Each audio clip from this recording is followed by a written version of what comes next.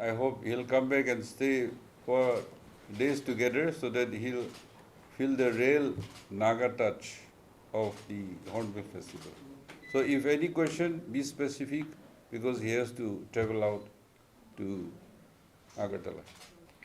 What we have tried to do today is put together our views in terms of strategy going forward for Nagaland, a SWOT analysis in terms of our strengths, our opportunities, our challenges, and based on that, look at a sectoral breakup and the imperatives that we need to focus on to ensure that Nagaland is on the developmental growth path under the leadership of Prime Minister Narendra Modi ji and Chief Minister Rio ji. I want to underline that donors' role is that of being a partner in the development of the 8 northeastern states, including Nagaland.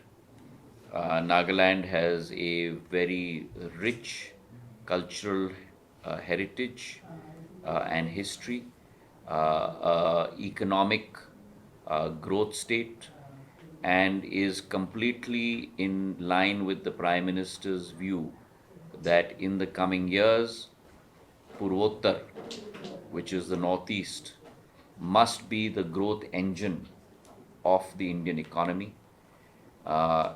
It is strategically placed as an entry point and a vista for the rest of Southeast Asia and has tremendous possibilities within the neighborhood from an international perspective as well. Nagaland has done tremendously well on the economic front, growing at close to about 8.5 to 9%. The gross state domestic GDP is also at about 48,000 crores. On the Sustainable Development Goals front, it has scored very high 76 points among the top 10 states in India.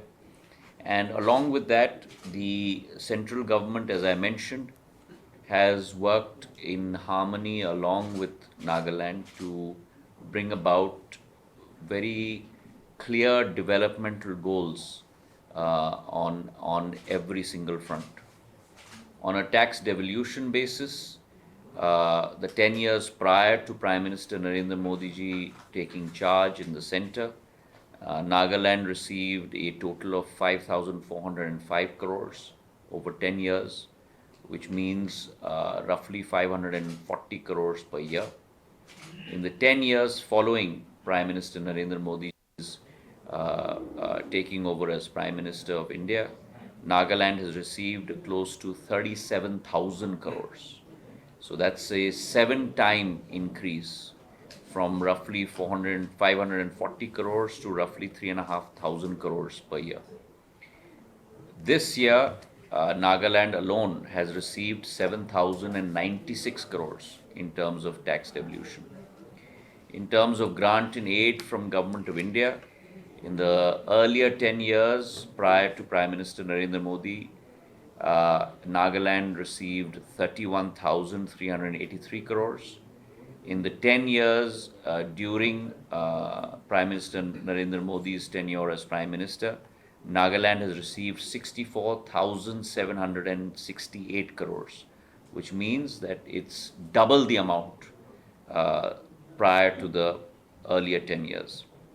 In addition to this, as special assistance, 50-year interest-free loans, Nagaland has received a total of 2,290 crores as special dispensation from the center.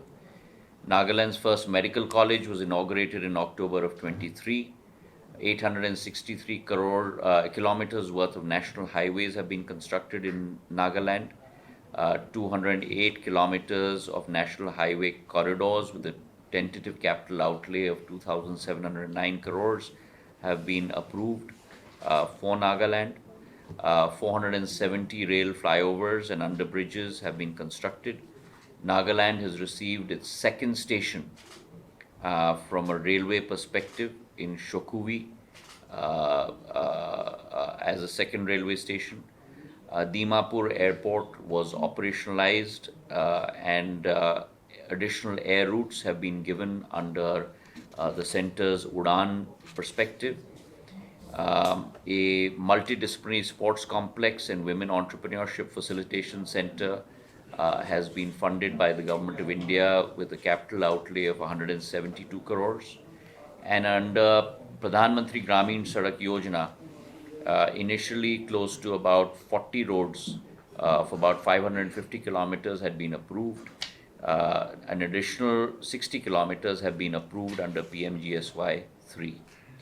Now, with regard to Telecom, which is communications, which is another ministry that I am in charge of, we have committed that we will complete 4G saturation, which means 100% of all towns, cities, and villages will have 4G service in India by mid of next year. Of these, Arunachal Pradesh, Manipur, and Nagaland are being funded for installation of towers and infrastructure to an extent of 1,080 crores. Within this resource envelope of 1,080 crores, there are 310 sites in Nagaland under 4G saturation and close to about 14 new sites under border outpost and inposts.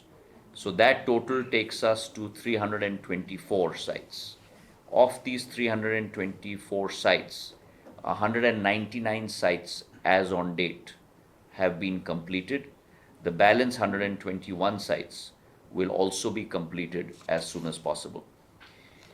This, in effect, sums up our perspective with regard to Nagaland.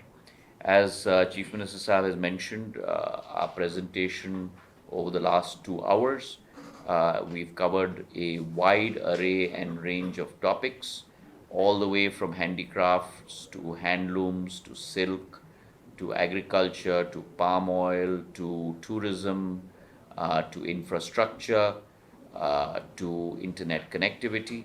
And I look forward to my next visit to Nagaland, which will be for the Hornbill Festival, and then again, hopefully sometime in late January, when we will look forward to a presentation from the state government side in terms of the vision for Nagaland, based on which we hope to play the role of a partner in Nagaland's progress going forth.